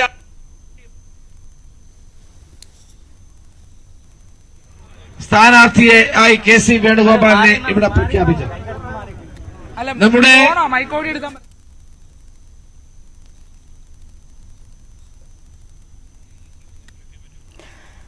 ആലപ്പുഴയിൽ UDF സ്ഥാനാർത്ഥി KC വേണുഗോപാലിന് പ്രവർത്തകർ ആവേശകരമായ സ്വീകരണമാണ് നൽകിയത്. അദ്ദേഹത്തിന്റെ പ്രചരണത്തിന് തുടക്കം കുറിക്കുമ്പോൾ മുതിർന്ന UDF നേതാക്കൾ എല്ലാവരും തന്നെ ആലപ്പുഴയിലുണ്ട്. രമേശ് ചെന്നിത്തല, ജബി മേത്തർ MP, മറ്റ് MLA മാർ അടക്കമുള്ളവർ KC വേണുഗോപാലിന്റെ സ്വീകരണം നൽകുന്നുണ്ട്. ഇതിന്റെ തത്സമയ ദൃശ്യമാണ് കണ്ടത്. രാവിലെയാണ് KC വേണുഗോപാലിന്റെ അല്പസമയത്തിന് മുൻപാണ് അദ്ദേഹത്തിന്റെ പ്രചാരണത്തിന് തുടക്കം കുറിച്ചത്. ഏതായാലും സംസ്ഥാനം ഉറ്റുനോക്കുന്ന ശക്തമായ മണ്ഡലങ്ങൾ നടക്കുന്ന ഒരിടമാണ് ആലപ്പുഴ ജില്ലയും, ആലപ്പുഴ മണ്ഡലവും. അവിടെ സിറ്റിംഗ് MP ആയ ആരിഫാണ് ഇടത് സ്ഥാനാർത്ഥി. UDF സ്ഥാനാർത്ഥിയായി KC വേണുഗോപാൽ എത്തുമ്പോൾ ഏതായാലും മത്സരം ശക്തമാകും. അദ്ദേഹത്തിന് സ്വീകരണം നൽകുന്ന ദൃശ്യങ്ങളാണ് ഇപ്പോൾ കാണുന്നത്. അല്പസമയം കഴിയുമ്പോൾ റോഡ് ഷോ അടക്കമുള്ള പരിപാടികളും ആലപ്പുഴയിൽ നടക്കും. ദീർഘമായ പ്രസംഗത്തിൽ ഞാൻ മുതിരുന്നില്ല. മാർക്സിസ്റ്റ് പാർട്ടി പോലെ സംസ്ഥാനമാകെ തെരഞ്ഞെടുപ്പ് ചൂടിലാണ്. കൂടുതൽ വിവരങ്ങൾ നൽകാൻ തിരുവനന്തപുരത്ത് നിന്നും ഡാൻ കുര്യൻ ചേരും. ഡാൻ, 3 മുന്നണികളും ആവേശത്തിലാണ്. ഔദ്യോഗിക പ്രഖ്യാപനം വരാനിരിക്കുന്നു. എങ്ങനെയാണ് ഇന്നത്തെ പ്രചാരണമൊക്കെ? ലോക്സഭാ മെമ്പർമാരെ നമുക്കറിയാം, മുഖ്യമന്ത്രി തന്നെ പങ്കെടുത്ത 2 തെരഞ്ഞെടുപ്പ് പ്രചാരണങ്ങളാണ്, മണ്ഡല കൺവെൻഷനുകളാണ് ഇന്നലെ നടന്നത്. അത് ആറ്റിങ്ങലിലും തിരുവനന്തപുരത്തുമായിരുന്നു. സംസ്ഥാന സർക്കാരിന്റെ നേട്ടങ്ങൾ അക്കമിട്ട് നിർത്തുന്നതിനൊപ്പം കേന്ദ്ര സർക്കാരിനെതിരെയും UDF-നെതിരെയും അതിരൂക്ഷമായ വിമർശനമാണ് മുഖ്യമന്ത്രി 2 കൺവെൻഷനുകളിലും ഉന്നയിച്ചത്. അതിനിടയിലാണ് കോൺഗ്രസിന്റെ സ്ഥാനാർത്ഥിയായ സിറ്റിംഗ് MP കൂടിയായ ശശി തരൂർ ഇന്ന് വൈകുന്നേരം തലസ്ഥാനത്തേക്ക് എത്തുന്നത്. ഡൽഹിയിൽ നിന്ന് വൈകുന്നേരം 6:30ക്കാണ് അദ്ദേഹം തിരുവനന്തപുരത്തേക്ക് എത്തുന്നത്. ഇവിടെ എത്തിയതിനു ശേഷം ആദ്യഘട്ടത്തിൽ സ്വാഭാവികമായി ചെയ്യുന്നത് പോലെ മതമേലധ്യക്ഷന്മാരുമായും സാംസ്കാരിക നായകന്മാരുമായും പൌരപ്രമുഖരുമായുള്ള കൂടിക്കാഴ്ചയ്ക്ക് തന്നെയായിരിക്കും ശശി തരൂർ ആദ്യഘട്ടത്തിൽ പ്രാധാന്യം നൽകുക. അതിനുശേഷമായിരിക്കും മറ്റ് പ്രചാരണ പരിപാടികളിലേക്ക് അദ്ദേഹം കടക്കുക. എന്തായാലും ശക്തമായ ത്രികോണ മത്സരമാണ് തിരുവനന്തപുരത്തും ആറ്റിങ്ങലിലും നടക്കുന്നത്. രാജീവ് ചന്ദ്രശേഖർ ടെക്നോ പാർക്ക് ഉൾപ്പെടെയുള്ള സ്ഥലങ്ങളിൽ IT ഹബ്ബുകളിൽ അടക്കമെത്തിയാണ് വോട്ട് തേടുന്നത് ആദ്യ ദിവസങ്ങളിൽ. അതോടൊപ്പം തന്നെ കുടുംബ കൂട്ടായ്മകൾ അങ്ങനെ വോട്ട് ഉറപ്പിക്കുന്നതിന് വേണ്ടിയുള്ള നീക്കം തീരദേശ മേഖലകളിലടക്കം പ്രചാരണം നടത്തിക്കൊണ്ടാണ് BJP സ്ഥാനാർത്ഥിയും LDF സ്ഥാനാർത്ഥിയും നടത്തിക്കൊണ്ടിരിക്കുന്നത്. ഇന്നും പന്ന്യൻ രവീന്ദ്രൻ അടക്കം പ്രചാരണ രംഗത്ത് സജീവമായി തന്നെയുണ്ട്. ആറ്റിങ്കലിലും സമാനമായ സാഹചര്യമാണ്. റോഡ് ഷോകൾ അടക്കം നടന്നുകൊണ്ടാണ് വി ജോയിയുടെ തെരഞ്ഞെടുപ്പ് പ്രചാരണം പുരോഗമിച്ചുകൊണ്ടിരിക്കുന്നത്. അവിടെയും അടൂർ പ്രകാശ് ഇന്നലെ നമ്മളോട് വ്യക്തമാക്കിയതുപോലെ അതിശക്തമായ മത്സരമായിരിക്കും നടക്കുക. പക്ഷേ വിജയം തങ്ങൾക്കൊപ്പമായിരിക്കുമെന്ന കാര്യം കോൺഗ്രസും ഉറപ്പിക്കുന്നു. അവിടെയാണ് വി മുരളീധരൻ എന്ന കേന്ദ്ര സഹമന്ത്രി ഇറക്കിക്കൊണ്ട് എങ്ങനെയും ആ മണ്ഡലം പിടിക്കുന്നതിന് വേണ്ടിയുള്ള നീക്കം BJPയുടെ ഭാഗത്തു നിന്നും നടന്നുകൊണ്ടിരിക്കുന്നത്. വി മുരളീധരനും ആറ്റിങ്ങൽ മണ്ഡലം കേന്ദ്രീകരിച്ചുകൊണ്ട് തന്നെയാണ് ഇന്ന് പ്രചാരണ പ്രവർത്തനങ്ങൾ നടത്തുന്നത്. എന്തായാലും 3 സ്ഥാനാർത്ഥികളും ഒരേപോലെ കളത്തിലിറങ്ങുന്ന ഒരു സാഹചര്യം വന്നതോടെ അതിശക്തമായ രാഷ്ട്രീയ പോരാട്ടത്തിനാണ് തിരുവനന്തപുരം സാക്ഷ്യം വഹിക്കാൻ പോകുന്നത്. ഒരു കാര്യം ഉറപ്പാണ്, തൃശൂരിലേക്ക് കെ മുരളീധരൻ എത്തിയതിന്റെ എഫക്ട് സംസ്ഥാനത്തെ മുഴുവൻ മണ്ഡലങ്ങളിലേക്കും മാറുന്ന ഒരു സാഹചര്യം ഉണ്ടായിരിക്കുന്നു. അത് ഏത് തരത്തിലായിരിക്കും വോട്ടർമാരുടെ മനസ്സിനെ സ്വാധീനിക്കുക എന്നൊരു ചോദ്യമാണ് ഇനി ബാക്കിയാകുന്നത്. എന്തായാലും അതിശക്തമായ തെരഞ്ഞെടുപ്പ് പ്രചാരണ പോരാട്ടങ്ങൾക്കായിരിക്കും ഇനി തലസ്ഥാന നഗരം സാക്ഷ്യം വഹിക്കുക. ശരി, സംശയമില്ല എന്ന് പറയാൻ ഞാൻ ആഗ്രഹിക്കുന്നു. അതിമനോഹരമായി സ്ഥാനാർത്ഥി നിർണയം പൂർത്തിയാക്കി ജനങ്ങൾക്ക് ഇഷ്ടപ്പെട്ട സ്ഥാനാർത്ഥികളെ അവതരിപ്പിച്ച് ഇത്തവണ 20-20 20-20 അടിക്കും എന്ന കാര്യത്തിൽ സംശയമില്ല. അതിനുവേണ്ടി ഒറ്റക്കെട്ടായി പ്രവർത്തിക്കണമെന്ന് ഞാൻ അഭ്യർത്ഥിക്കുന്നു. ഇപ്പോൾ തന്നെ സമയം വളരെ വൈകി. ഇന്ന് കരുനാഗപ്പള്ളിയിൽ വരെ ഒരിടവേള കൂടി.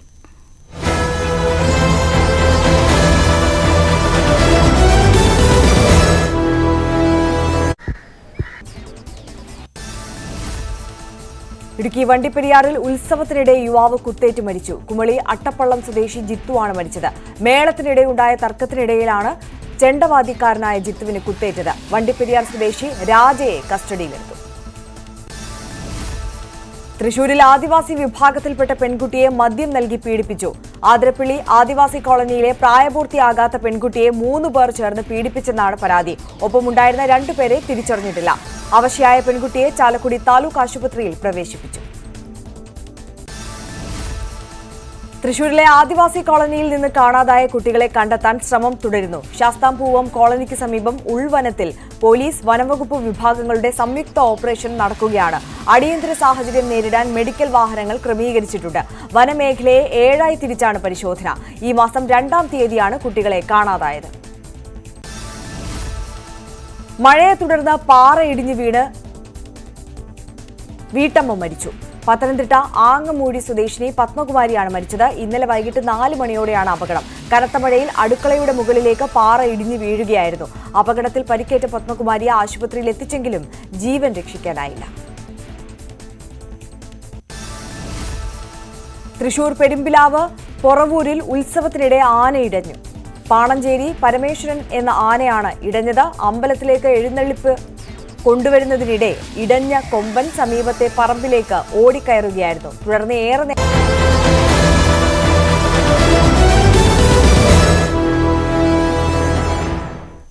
ഇപ്പോൾ ആലപ്പുഴയിൽ UDF സ്ഥാനാർത്ഥി KC വേണുഗോപാൽ സംസാരിക്കുകയാണ്. അതിലേക്ക് അന്നു മുതൽ പിന്നീട് അരൂർ മുതൽ കരുനാഗപ്പള്ളി വരെയുള്ള പാർലമെന്റ് പ്രദേശത്തിന്റെ പാർലമെന്റ് മെമ്പറായ അന്നു മുതൽ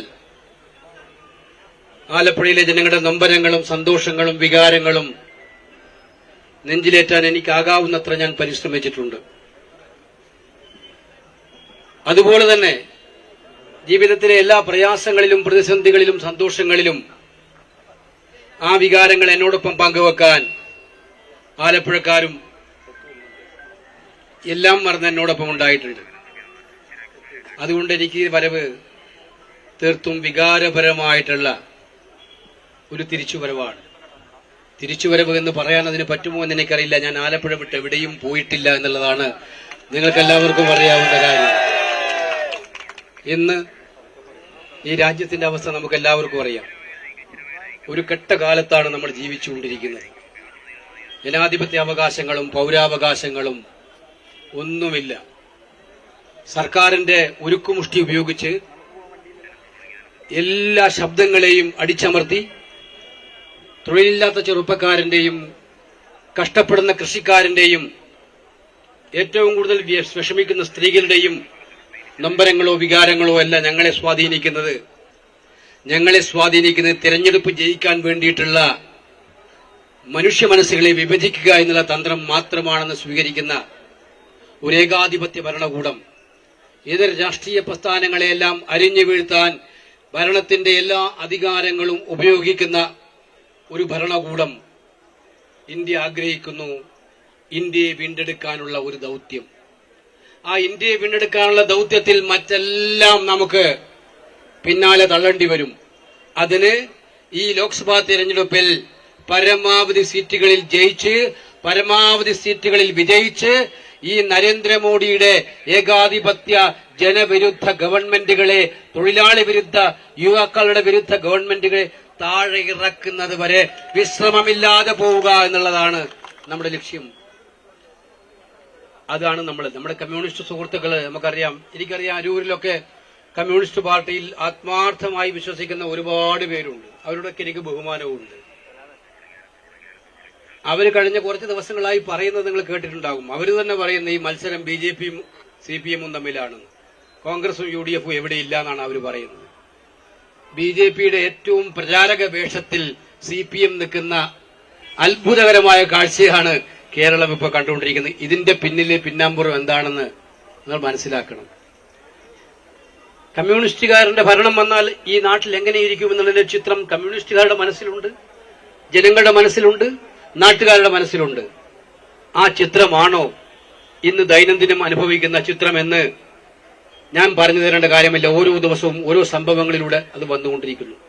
ഒരുപാട് അമ്മമാരുടെ കണ്ണുനീരുകൾ, ഒരുപാട് സങ്കടങ്ങൾ കൊണ്ട് കേരളം കണ്ണീർ കയമായി മാറിക്കൊണ്ടിരിക്കുമ്പോഴാണ് അതിലെല്ലാം നിസ്സംഗനായി, അതിലെല്ലാം നിരുത്തരവാദപരമായി സമീപിക്കുന്ന ഒരു സർക്കാർ അതെങ്ങനെ. ആലപ്പുഴയിൽ KC വേണുഗോപാലിന്റെ സ്വീകരണ പരിപാടിയാണ് ഇപ്പോൾ നടക്കുന്നത്. പരമാവധി സീറ്റുകൾ നേടാനാകുമെന്ന ആത്മവിശ്വാസമാണ് അദ്ദേഹം പ്രകടിപ്പിക്കുന്നത്. മറ്റു വാർത്തകളിലേക്ക്. 37 വർഷങ്ങൾക്ക് ശേഷം പാലക്കാട് ഒരു മത്സരത്തിന് CPM നേതാവ് A. വിജയരാഘവൻ എത്തുമ്പോൾ എരുമയൂരിൽ VS വിജയരാഘവൻ കാത്തിരിക്കുന്നുണ്ട്. 1977-ൽ EMSനെതിരെയായിരുന്നു കോൺഗ്രസ് നേതാവ് VS വിജയരാഘവന്റെ കന്നിയംഗം. EMSനോട് പരാജയപ്പെട്ടെങ്കിലും 2 തവണ 2 വിജയരാഘവന്മാർ പാലക്കാട് കൊമ്പുകോർത്തു. ആ വിശേഷം കാണാം.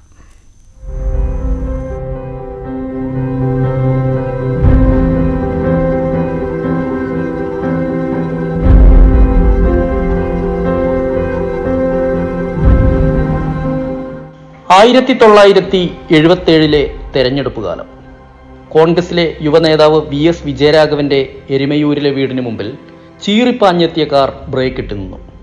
പിൻഭാഗത്തെ ഡോർ തുറന്നു പുറത്തിറങ്ങിയത് സാക്ഷാൽ leader K. Karunakaran.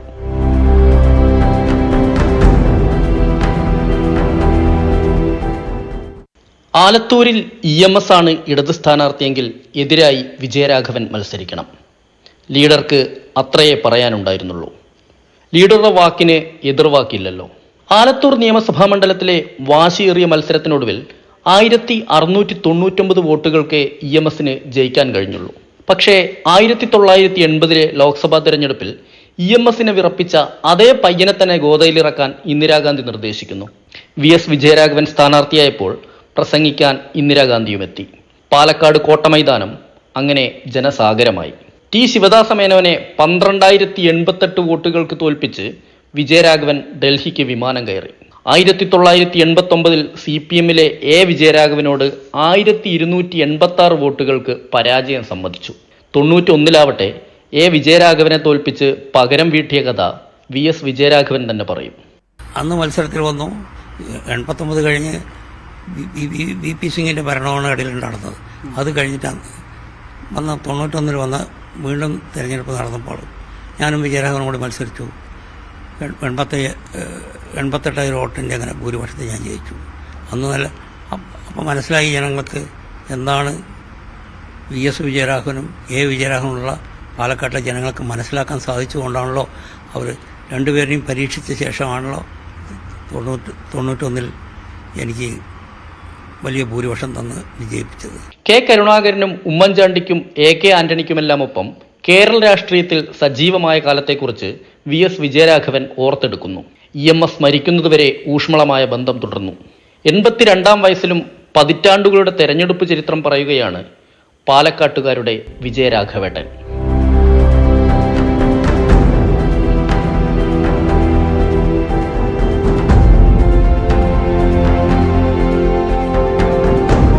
Cameraman Prajith കോങ്ങാടിനൊപ്പം എസ് വിനേഷ് കുമാർ, ന്യൂസ് 18 പാലക്കാട്. ബിജെപിയുടെ കേന്ദ്ര തെരഞ്ഞെടുപ്പ് സമിതി യോഗം ഇന്ന് വൈകിട്ട് ചേരും. ഡൽഹിയിലെ ആസ്ഥാനത്ത് നടക്കുന്ന യോഗത്തിൽ പ്രധാനമന്ത്രി പങ്കെടുത്തേക്കും. JP നഡ്ഡ, അമിത്ഷാ തുടങ്ങിയവരുടെ നേതൃത്വത്തിലാണ് ചർച്ച നടക്കുക. അടുത്ത ദിവസങ്ങളിൽ തന്നെ ബിജെപിയുടെ 2ാം സ്ഥാനാർത്ഥി പട്ടിക പ്രസിദ്ധീകരിച്ചേക്കും. ആദ്യഘട്ടത്തിൽ 195 സീറ്റിലെ പട്ടിക പ്രസിദ്ധീകരിക്കും. കോട്ടയത്തെ BDJS സ്ഥാനാർത്ഥിയുടെ പ്രഖ്യാപനം വൈകുന്നു. തുഷാർ വെള്ളാപ്പള്ളിയിൽ സ്ഥാനാർത്ഥിയായി പ്രഖ്യാപിക്കാൻ ഇരിക്കെ അവസാന നിമിഷം തീരുമാനം മാറ്റുകയായിരുന്നു. തുടക്കം മുതൽ ഇടുക്കിയിൽ മത്സരിക്കാൻ ആഗ്രഹിച്ച തുഷാർ മണ്ഡലം മാറുമോ എന്നാണ് കാണേണ്ടത്.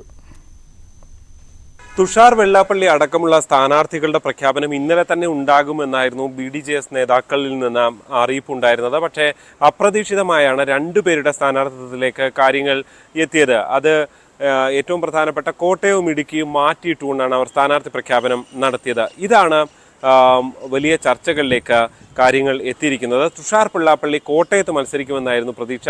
അത് അവിടെ നിന്ന് ഇടുക്കിയിലേക്ക് മാറാനുള്ള ഒരു നീക്കമാണോ ഇപ്പോൾ നടക്കുന്നത് എന്നതാണ് പ്രത്യേകിച്ച് ഉയരുന്ന ഒരു ചോദ്യം. ഇടുക്കിയിൽ മാത്യു സ്റ്റീഫന്റെ, അതായത് മുൻ കേരള കോൺഗ്രസ് ജോസഫ് വിഭാഗം സംസ്ഥാന വൈസ് പ്രസിഡന്റും പിന്നീട് ജോണി നെല്ലൂരിനൊപ്പം പുതിയ പാർട്ടി രൂപീകരിക്കുന്നതിലുമൊക്കെ നീക്കം നടത്തിയ മാത്യു സ്റ്റീഫൻ, മുൻ ഉടുമ്പൻചോല ഇടുക്കി മണ്ഡലങ്ങളിൽ MLA ആയിരുന്ന മാത്യു സ്റ്റീഫൻ ഇടുക്കിയിൽ മത്സരിക്കും എന്നുള്ള സൂചനകളും പുറത്തു വന്നിരുന്നു. പക്ഷേ ഈ ചർച്ചകൾ പൂർത്തിയായിരുന്നില്ല. ഇതിനിടെയാണ് ഒരുപക്ഷെ തുഷാർ വെള്ളാപ്പള്ളി ആദ്യം മുതൽ തന്നെ മത്സരിക്കാൻ ആഗ്രഹിച്ചത് ഇടുക്കിയിലായിരുന്നു. മാത്യു സ്റ്റീഫനെ കോട്ടയത്തേക്ക് കൊണ്ടുവന്ന് തുഷാർ ഇടുക്കിയിലേക്ക് മത്സരിക്കുക എന്നുള്ള നീക്കമാണോ നടക്കുന്നത് എന്ന ചോദ്യം പ്രസക്തമായി ഉയർന്നു വന്നത്. പ്രത്യേകിച്ച് അണിയറയിൽ മറ്റു പല ചർച്ചകളും ഇതിൻ്റെ ഭാഗമായി നടക്കുന്നുണ്ട്. പ്രത്യേകിച്ച് ഇടുക്കി സീറ്റിൽ കോൺഗ്രസിൻ്റെ വിജയം ഏതാണ്ട് വിജയം ഉറപ്പിച്ച് അവർ മുന്നോട്ട് പോവുകയാണ്. പക്ഷേ കോട്ടയം സീറ്റ് കേരള കോൺഗ്രസ് മത്സരിക്കുന്നു. അവിടെ CPM വോട്ടുകളിലേക്കായിരിക്കും തുഷാർ വന്നാൽ ഉള്ള ഒരു കടന്നുകയറ്റം ഉണ്ടാകുക. അത് ഒഴിവാക്കാനായി തുഷാർ ഇവിടെ നിന്ന് മാറി മത്സരിക്കണമെന്ന നിർദ്ദേശം പല കോണുകളിൽ നിന്ന്, പല അന്തർധാരകളുടെ ഭാഗമായി ഉണ്ടായിട്ടുണ്ട് എന്നുള്ള അഭ്യൂഹങ്ങളാണ് പരന്നത്. പ്രത്യേകിച്ച് വെള്ളാപ്പള്ളി ഇടപെട്ടുകൊണ്ട് ഇത്തരത്തിൽ ചില നീക്കങ്ങൾ നടത്തിയതായുള്ള ആരോപണങ്ങളാണ് അന്തർധാരയായി ഉള്ളിൽ ഇത്തരം ചർച്ചകളാണ് നടന്നു വരുന്നത്. പക്ഷേ ഇത് പൂർണ്ണമായും തുഷാർ വെള്ളാപ്പള്ളി നിഷേധിച്ചു. BDJSന്റെ കാര്യം BDJS തന്നെയാണ് തീരുമാനിക്കുന്നതെന്നാണ് പറയുന്നത്. മാത്രമല്ല തുഷാർ വെള്ളാപ്പള്ളി തന്നെ കോട്ടയത്ത് സ്ഥാനാർത്ഥിയായി വരുമെന്നുള്ള സൂചനകളും ഏറ്റവും ഒടുവിൽ BDJS നേതൃത്വത്തിൻ്റെ ഭാഗത്ത് നിന്ന് ഉണ്ടാകുന്നുണ്ട്. പല ബിഷപ്പുകളുമായി അടക്കം ചർച്ച തുടരുകയാണ് എന്നാണ് അവർ പറയുന്നത്. മാത്യു സ്റ്റീഫനെ തന്നെ കോട്ടയത്തേക്ക് കൊണ്ടുവരാനുള്ള നീക്കമാണോ ഇതിൻ്റെ ഭാഗം എന്നും വ്യക്തമല്ല. എന്തായാലും ഒരു സസ്പെൻസ് അവിടെ തുടരുന്നു എന്നുള്ളത് തന്നെയാണ് എടുത്തു പറയാനുള്ളത്. BJP നേതൃത്വം JP നഡ്ഡയും ഒപ്പം തന്നെ അമിത്ഷായെ അടക്കം തുഷാർ വെള്ളാപ്പള്ളി മത്സരിച്ചേ പറ്റൂ എന്ന നിലപാട് സ്വീകരിച്ചിരുന്നു. അത് ഇന്നലെ അദ്ദേഹം വ്യക്തമാക്കുകയും ചെയ്തിരുന്നു. അതിൻ്റെ ഭാഗമായി തുഷാറിന് മത്സരത്തിൽ നിന്ന് പിൻവാങ്ങാൻ ആകില്ല. എന്തായാലും തുഷാർ മത്സരരംഗത്തുണ്ടാകുമെന്ന് തന്നെയാണ് കരുതപ്പെടുന്നത്. പക്ഷെ അത് കോട്ടയത്ത് നിന്ന് മാറുമോ എന്നുള്ള സംശയമാണ് ഇപ്പോൾ ചർച്ചകളിൽ, രാഷ്ട്രീയ ഉപശാലകളിലെ ചർച്ചകളിൽ ഇടം പിടിക്കുന്നത്. ന്യൂസ് വാർത്താരംഭം പൂർണ്ണമാകുന്നു. നമസ്കാരം.